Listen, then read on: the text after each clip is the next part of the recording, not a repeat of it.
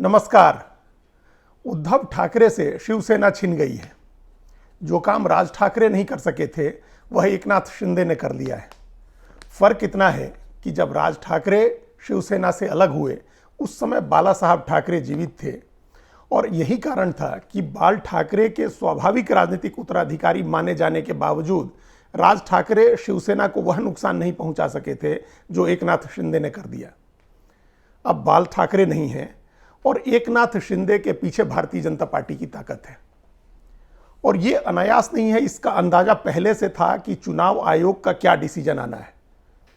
चुनाव आयोग का जिस दिन फैसला आया है उससे एक दिन पहले यानी गुरुवार को एक बड़ा कार्यक्रम हुआ महाराष्ट्र के एक जिले में, और वहां पूरी एकनाथ शिंदे की पूरी पार्टी मौजूद थी मंच पर, जहां शिंदे को और उनकी पूरी पार्टी के लोगों को तीर धनुष देकर के उनका स्वागत किया गया। तीर धनुष ही शिवसेना का चुनाव चिन्ह था, असली शिवसेना का चुनाव चिन्ह है, और वह देकर के गुरुवार को उनको सम्मानित किया गया। गुरुवार के उस कार्यक्रम में मंच पर बड़ी संख्या में तीर धनुष बांटे गए और उसके अगले दिन चुनाव आयोग ने एकनाथ शिंदे गुट को असली शिवसेना माना और उनको तीर धनुष का चुनाव चिन्ह दे दिया। तो कहीं ना कहीं ये अंदाजा पहले से था और एकनाथ शिंदे गुट को इसकी जानकारी हो गई थी कि उनको मिलने जा रहा है, वो असली पार्टी होने जा रहे हैं। अब उद्धव ठाकरे ने चुनाव आयोग के फैसले को सुप्रीम कोर्ट में चैलेंज किया है और आज ही उन्होंने सुप्रीम कोर्ट में याचिका लगाई जिस पर कल विचार होगा। कल सुबह सुप्रीम कोर्ट इस पर विचार करेगी कि उनकी याचिका को सुनना है या नहीं सुनना है, और सुनना है तो कब सुनना है। अब वहां से भी किसी तरह की राहत की उम्मीद करना बेमानी है। वो उद्धव ठाकरे को वहां से कोई राहत मिलेगी इसकी कोई उम्मीद नहीं है। और इस बात को जानते हुए ही उद्धव ठाकरे के जो सहयोगी हैं शरद पवार, उन्होंने कहा कि वो इस बात को भूलें, असली पार्टी और असली चुनाव चिन्ह के चक्कर में न पड़ें और उनके पास जो है उसको लेकर के आगे बढ़ें। उन्होंने खुद को अपने इस विवाद से अलग भी कर लिया शरद पवार ने। उनको पता है कि कोई राहत नहीं मिलने जा रही है, क्योंकि यह एक सुनियोजित तरीके से ठाकरे परिवार के हाथ से शिवसेना छीनी गई है। और ये याद रहे कि सुप्रीम कोर्ट ने ही चुनाव आयोग को यह छूट दी थी कि जब तक सुप्रीम कोर्ट में मामला चल रहा है उस बीच चुनाव आयोग चुनाव चिन्ह और पार्टी के नाम का मामला सुन सकता है। तो सुप्रीम कोर्ट की परमिशन से ही चुनाव आयोग ने सुनवाई की है और उसने फैसला किया है, इसलिए सुप्रीम कोर्ट से कोई राहत मिलेगी इसकी उम्मीद नहीं करनी चाहिए। तो ये तो ये पक्ष हुआ, एक पहलू हुआ इसका।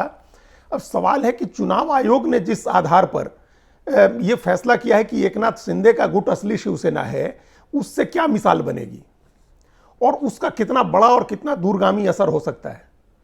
चुनाव आयोग ने जो फैसला किया है वह सिर्फ और सिर्फ इस आधार पर किया है कि पार्टी के चुने गए ज्यादातर एमएलए और एमपी एकनाथ शिंदे के साथ हैं, इसीलिए वही असली पार्टी है। और ये चुनाव आयोग का जो फैसला है वह पार्टी आधारित लोकतंत्र को सिर के बल खड़ा कर देने वाला है। ये पार्टी आधारित लोकतंत्र में एमपी और एमएलए से पार्टी तय नहीं होती है। राजनीतिक दल से, पार्टी से एमपी एमएलए बनते हैं, एमपी एमएलए से पार्टी नहीं बनती है। कई बार ऐसा होता है कि पार्टियों को बहुत वोट मिले होते हैं और एमएलए एमपी नहीं जीतते हैं। तो वैसी स्थिति में चुनाव आयोग किस आधार पर फैसला करेगा? या बहुत ज्यादा वोट मिलने के बाद भी किसी पार्टी को बहुत कम एमएलए एमपी की सीट मिली होती है और अगर उसमें डिवीजन हो जाए तो क्या एमएलए एमपी की संख्या के आधार पर चुनाव आयोग तय करेगा कि असली पार्टी कौन है? फिर पार्टी के राष्ट्रीय अध्यक्ष, प्रांतीय अध्यक्ष, जिला अध्यक्ष, पार्टियों के अनुषंगी संगठन, उनके कार्यकर्ता, उनके पदाधिकारी, उनका क्या मतलब रह जाएगा? पार्टी आधारित लोकतंत्र में संगठन सबसे बड़ी चीज है, संगठन सबसे बड़ा होता है और यह माना जाता है, कम से कम सिद्धांत रूप में यह माना जाता है कि जो पार्टी का राष्ट्रीय अध्यक्ष है अगर उसकी सरकार केंद्र में है तो वह प्रधानमंत्री से ऊपर होगा। भले उसको कोई सरकारी प्रोटोकॉल न मिले, लेकिन किसी भी पार्टी फंक्शन में जो पार्टी का राष्ट्रीय अध्यक्ष है वो प्रधानमंत्री से ऊपर होगा। इसी तरह से उस पार्टी का जो प्रदेश अध्यक्ष है वो वहां के मुख्यमंत्री से ऊपर होगा। यह माना गया है, अपने सिद्धांत रूप में कम से कम यह माना गया है। लेकिन दुर्भाग्य से यह होता है कि जो प्रधानमंत्री होता है और या मुख्यमंत्री होता है वो पार्टी से बड़ा हो जाता है। तो इस बात को, ये जो एबेरेशन है डेमोक्रेसी का, इस पर चुनाव आयोग ने मुहर लगा दी है। चुनाव आयोग ने मान लिया है कि जो एमएलए एमपी जिस तरफ ज्यादा होंगे वही असली पार्टी होगी।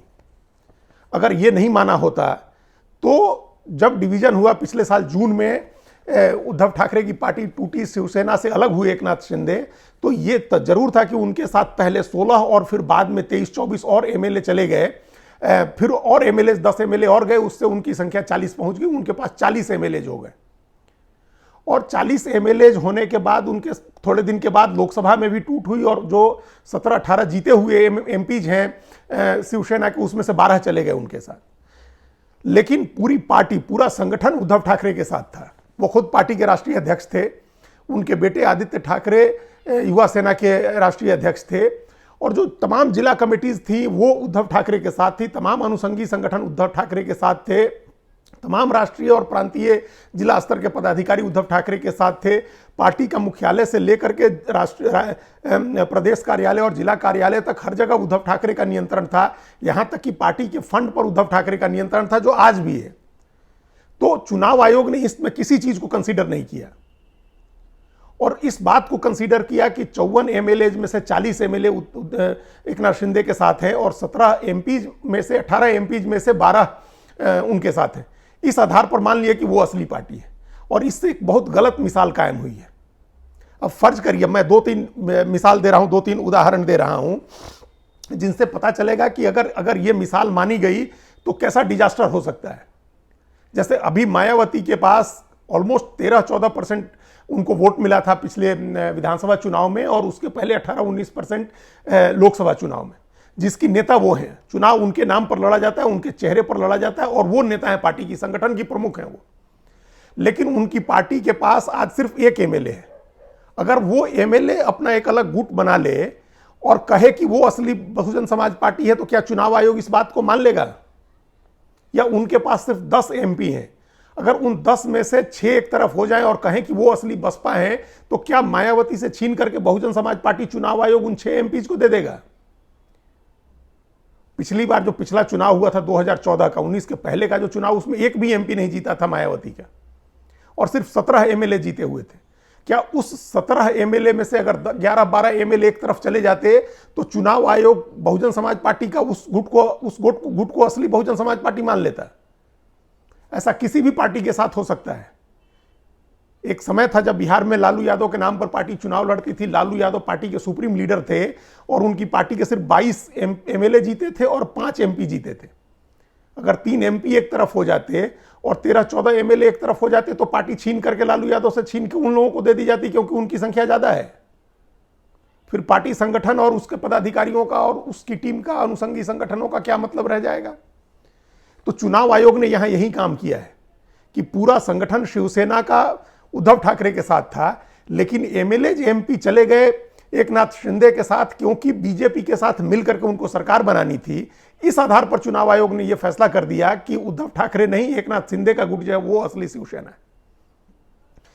ये एक उद्धव जो शिवसेना थी, ओरिजिनल जो शिवसेना है, उसके संविधान में संशोधन हुआ था 1999 में, और उस संशोधन के आधार पर उस संशोधन में यह तय किया गया था कि पार्टी का जो राष्ट्रीय अध्यक्ष होगा वो सर्वोच्च होगा, और सारी नियुक्तियां वही करेगा, सारे पदाधिकारी वो नियुक्त करेगा, और वो जब चाहे तब जिसको चाहे उसको हटा सकता है।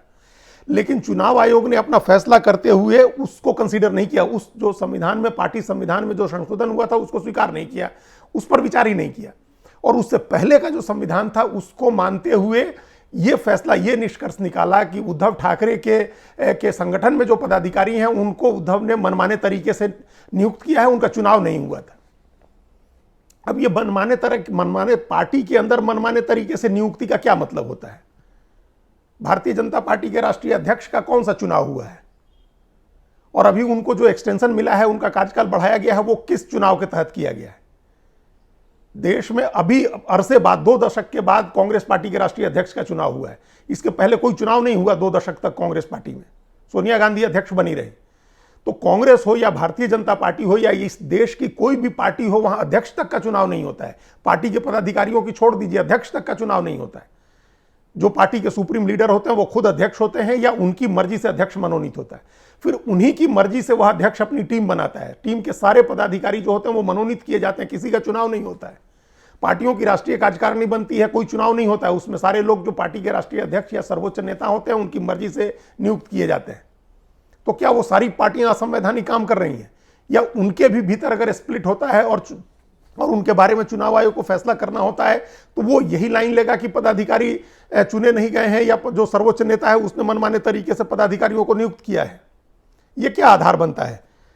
इस आधार पर ये शिवसेना का फैसला हुआ है कि वहां पदाधिकारी जो थे वो मनमाने तरीके से चुने गए थे और एमपी एमएलए ज्यादातर जो हैं वो एकनाथ शिंदे के साथ चले गए हैं। ये बहुत बहुत खतरनाक और बहुत अलोकतांत्रिक मिसाल कायम हुई है। हालांकि इसमें अब इसका एक बड़ा खतरा यह है कि किसी भी और पार्टी के साथ कभी भी इस तरह की घटना हो सकती है। जिस पार्टी को भी तोड़ना हो उस पार्टी के भीतर इस तरह का स्प्लिट करा दो और चुनाव आयोग उस आधार पर फैसला कर देगा। और उसको अगर नवाब रेबिया मामले से जोड़कर देखें, जिसकी सुनवाई सुप्रीम कोर्ट में हो रही है, तो उससे एक और चिंताजनक तस्वीर बनती है।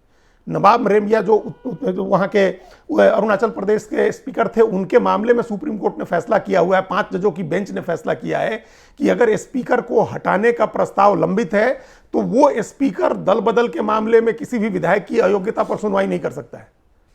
तो ये बहुत आसान हो जाएगा किसी भी दल के लिए कि उसका एक एमएलए उठे, जिसको तोड़फोड़ करनी हो, जिसको डिफेक्ट करना होगा, दल बदल करनी होगी, वो स्पीकर या डिप्टी स्पीकर के खिलाफ उसको हटाने का प्रस्ताव दे देगा और फिर वो डिफेक्ट कर जाएगा। तब वो जो स्पीकर होगा या डिप्टी स्पीकर जो भी उस समय प्रिजाइडिंग ऑफिसर होगा वो उसकी अयोग्यता पर फैसला नहीं कर सकता है। ये मामला भी सुप्रीम कोर्ट को जरूर 7 जजों की बेंच में भेजना चाहिए और उसको उसके साथ मिला करके और चुनाव आयोग ने जो फैसला किया है उसको देखते हुए उस पर गंभीरता से विचार करना चाहिए है, क्योंकि इस फैसले से लोकतंत्र और पार्टियों का जो पार्टी आधारित लोकतंत्र है भारत का, वो खतरे में आता है। धन्यवाद।